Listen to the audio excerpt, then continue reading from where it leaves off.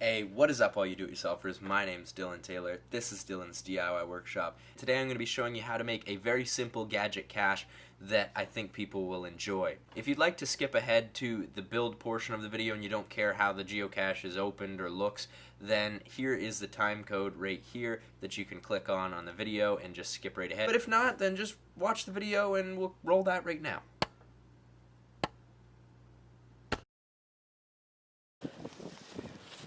So once you've gotten to ground zero, what the geocache looks like, hopefully you brought the right size tool or something similar. So that's loose. That's loose. You don't drop the nuts, that's another important thing.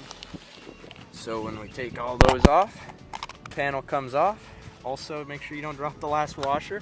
Use your cover, made of the plate aluminum, and your logbook on a piece of paper right here.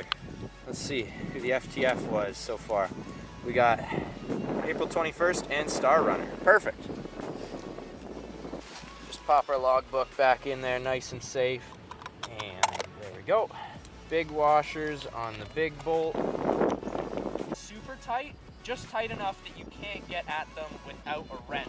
Another thing you might want to write on your cache page is to not over tighten them so that they break, but also tighten them enough so that everyone else can have fun.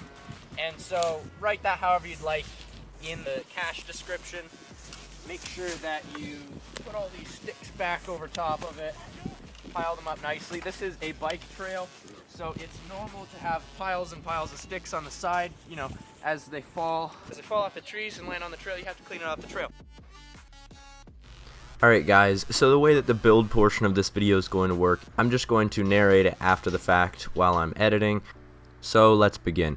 Here I'm setting the fence on my bandsaw so that I can rip a 2x3 in half, and if you go ahead and buy yourself some 3/4 inch material or 1 inch material, you won't have to worry about this because it'll already be the size that it needs to be. However, I have the tools that I can use to actually mill that down myself, so I can buy 2x4s a little bit cheaper. So here we go, cutting out the sides of the box. I drew all the lines out with a square and then cut them with the bandsaw. It worked a lot better than using a fence. I think it's just because the fence is messed up on my bandsaw. Now, it really doesn't matter what size you make the box. This is basically an idea more than anything. I believe my box, however, ended up being 5 inches by 7 inches by about 4 inches deep, and all you need to do is make a box that is attached on every side somehow, whether it's glued or screwed together, and then have a lid that's detachable. It's just a piece of wood because we're going to add the bolts to that. However, you probably want to attach it from the inside if you're using screws, because you don't want that to be mistaken as part of the geocache. So what I'm doing here is cutting a 45 on each one of these pieces. I actually went ahead and measured it out with the square. I measured the width of the piece, came that far in from the end of the piece, and that gave me the point which I drew a 45 from that point to a corner. So with doing this, I'm basically making a miter joint that I can put the box together with so that all the sides fit together and there's only a seam at the corner and you don't see the ends of any of the pieces. This looks a bit nicer and it's a little bit stronger of a joint if done right. So I just cut this out on my bandsaw. Not really the safest thing to be doing. You could do this with a hand saw, or you could simply cut the pieces and then attach them with a butt joint, which is just the way that the box looked before I cut the miters into the corners. So I went ahead and did this to all 4 corners, and I think that's the next scene. Wait for it. Yes, I did. I cut it on all the pieces. So now the next thing that I'm doing is sanding down all the insides of the box, because this is going to be too hard to get to once it's all glued together.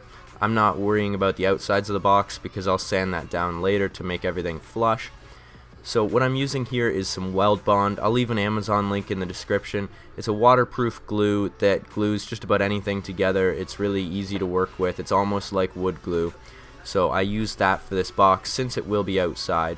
And I've also got a glue brush here that I made out of an old basting brush. So if you'd like to know how to do that, I'll put a card up in the top corner of the screen so that you could see how that was made. Maybe you can make yourself one for $1. And here we are with the tape.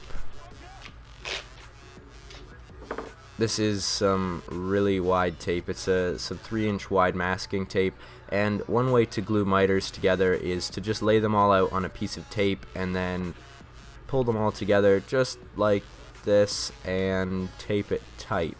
And so that's a clamping device that you can use to hold your miters. You still want to add clamps to it though. I'm adding one clamp lengthwise and not over tightening it before I get the other clamp on, because it'll just squeeze the outside pieces out. Giving it a little bit of time for a break, let the glue dry there. And when we come back, I'm going to sand that flush just so that I have a nice smooth face on the edges of those sides to glue to the base. Just using a regular sanding block for this, some 80 grit sandpaper, and there we go. Perfect fit. Sanding the bottom as well because I won't have a chance to sand the inside of the box afterwards, and just some more weld bond to hold it together. Oh yeah, and the container. If you don't close the lid, it'll dry up inside of the nib and you'll have to take it off to actually get the glue out. So that's just one thing to keep in mind. Always turn the glue off. Turn the glue off. Yes, no, press the glue tip back down.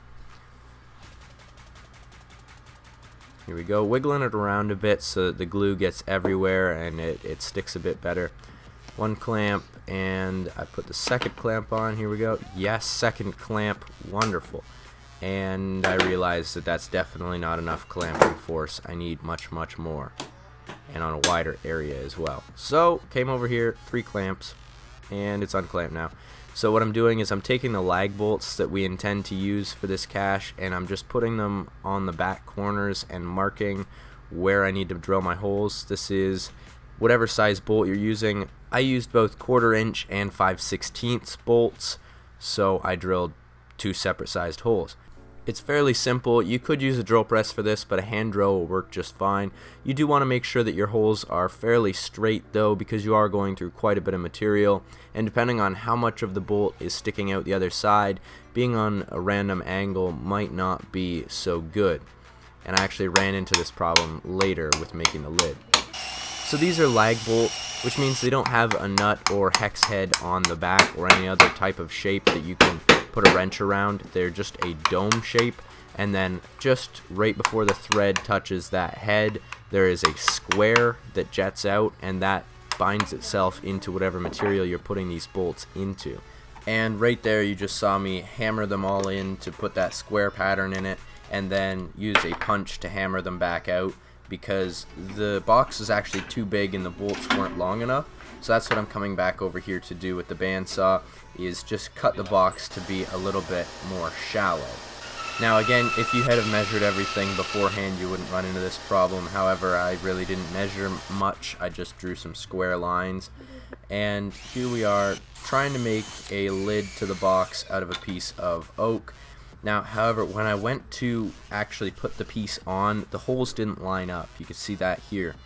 So I ended up trying to re-drill the holes, and when I was clamping the box together with the vise, I clamped it too hard and it exploded.